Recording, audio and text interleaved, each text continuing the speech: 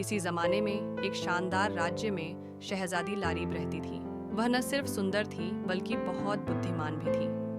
पूरा राज्य उसकी समझदारी की तारीफ करता था। लेकिन एक दिन राज्य में अजीब मुसीबत आ गई। हर जगह से रंग गायब होने लगे। पेड़, फूल, कपड़े, यहाँ तक कि आसमान भी बेरंग हो गया। लोग डर गए कि अगर यही हाल रहा तो सब कुछ काला और सफेद हो जाएगा। राजा ने राज्य भर के विद्वानों और जादूगरों को बुलाया, लेकिन कोई भी इस समस्या का हल नहीं निकाल सका।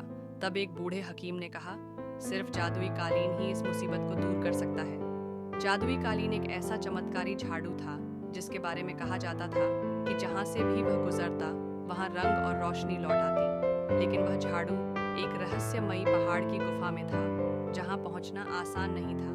शहजादी लारीब ने हिम्मत दिखाई और ऐलान किया, मैं खुद जाकर जादुई कालीन लाऊंगी।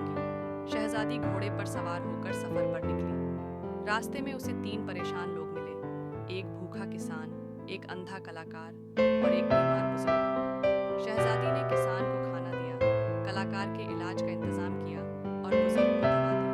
तीनों ने उसे दुआ दी, लेकिन शहजादी अपनी मंजिल की ओर बढ़ती रही। आखिरकार वह पहाड़ के पास पहुंची, लेकिन गुफा के दरवाजे पर एक विशाल अजगर पहरा दे रहा था। वह गरजा, यहाँ से सिर्फ वही गुजर सकता है जो सच्चाई और भलाई के साथ आया हो। अचानक 3 रोशनी के गोले प्रकट हुए।